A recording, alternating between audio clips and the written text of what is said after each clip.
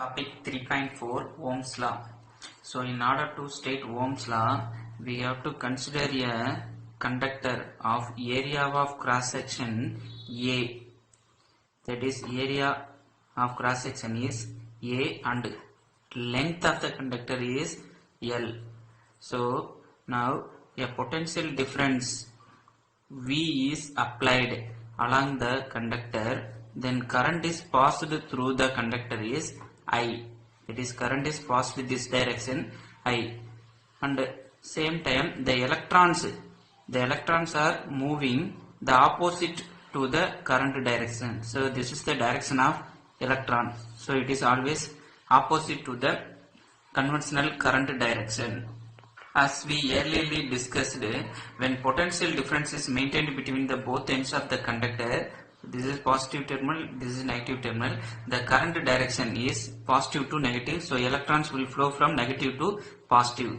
So the electron flow is due to the applied electric field, that is applied voltage. So electric field is passed at every point of the conductor, so at once the electrons will move towards the positive terminal. So this is nature of the electrical conduction. So from this we can state the Ohm's law. So Ohm's law states that the current passing through the conductor I is directly proportional to the voltage applied between the ends of the conductor. That is, I is directly proportional to V, or V is directly proportional to I. So we can write V by I is equal to a constant. So in order to remove proportionality, we introduce constant. So we can write V by I equal to constant. So this constant is taken as R. Here R is called resistance of the material. Resistance is the opposition to the flow of charges. So here the opposition offered by the material of the conductor to the flow of electrons. So it is called resistance. It varies from material to material. So we can write from here, from V by I equal to R. So V equal to IR. V equal to IR. So this is called Ohm's law. So V equal to IR from so from the concept of resistance, R equal to V by I. So R is the resistance offered by the material. So we can define the resistance as if V equal to 1 volt, then I equal to 1 ampere, so R equal to 1 ohm. Ohm is the unit of resistance.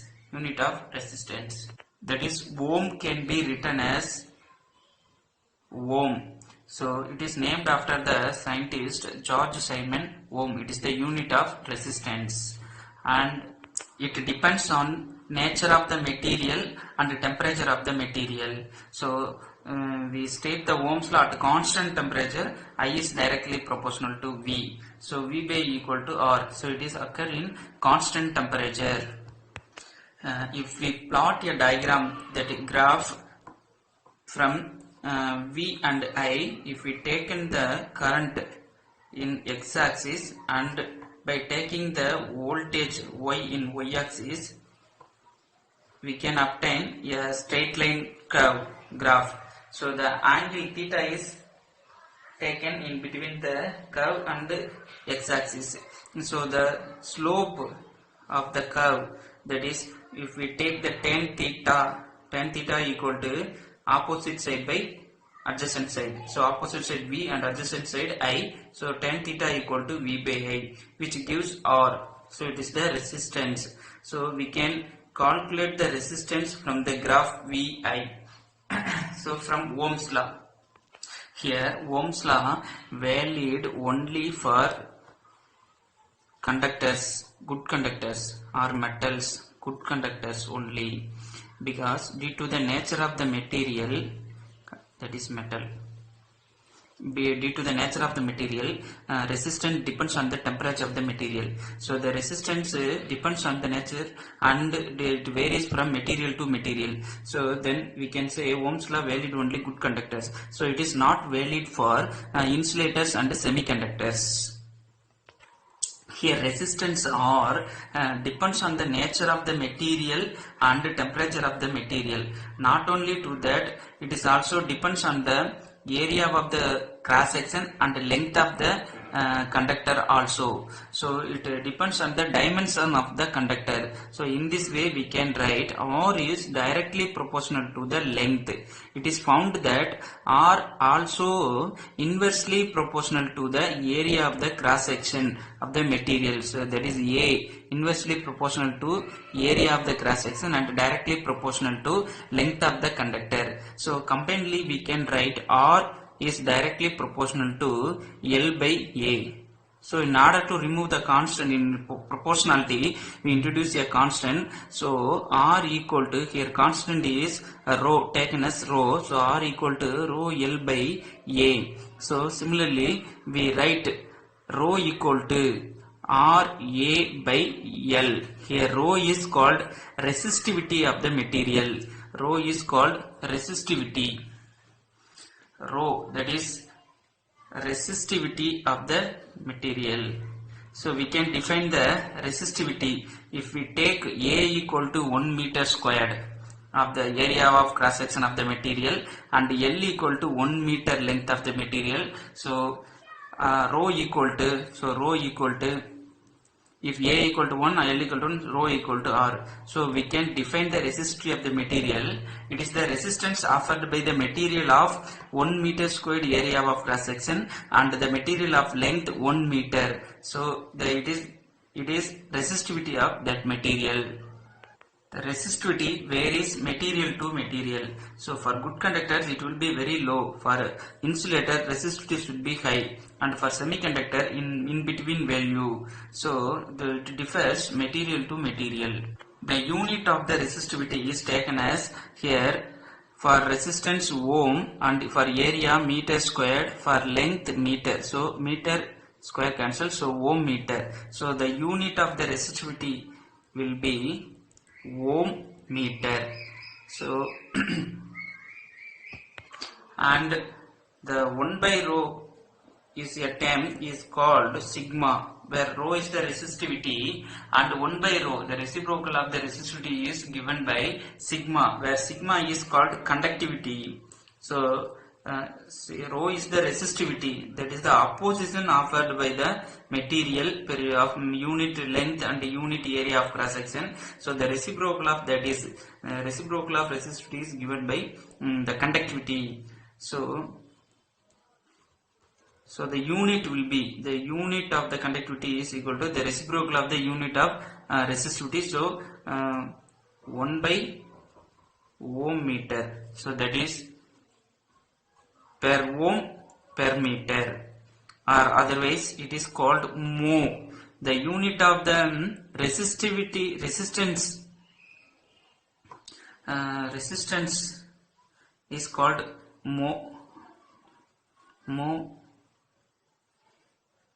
per meter. Here 1 by ohm, that is per ohm, is called mho. That is the reciprocal of the ohm is taken as mho. So the unit of the resistivity conductivity is mho per meter, or mho meter power minus 1, where the unit of the resistivity equal to ohm meter. The next topic, current density. We know that from Ohm's law, V equal to IR. So we know that V equal to that is, say we know the electric field equal to voltage per unit length, V by L. So V is taken as E into L. From the unit V equal to volt per meter we know. So from that we can write V equal to E into L. So V is taken as E into L. At the same time, for I equal to I, then R from Ohm's law. So R equal to, we can write rho L by A. For formula from resistivity, R equal to rho L by A. So here L and L get cancelled. So we can write E equal to I rho by A. And also we can write here I by A, the term I by A is taken as J. So finally J is equal E equal to J rho, where J equal to I by A is called current density. Current density equal to current passing through the unit area. Current passing through the area normal to the current. So it is called current density. It is also a vector. So E equal to J rho, and we know that E by rho equal to J. We can write E by rho equal to J, and we know that 1 by rho equal to sigma. So J equal to 1 by rho equal to sigma. So sigma E, J is equal to sigma E. So this is the relation between current density, electrical conductivity and electric field. Here J is current density, sigma is the electrical conductivity, and E is the electric field applied to the conductor. So J is equal to sigma E.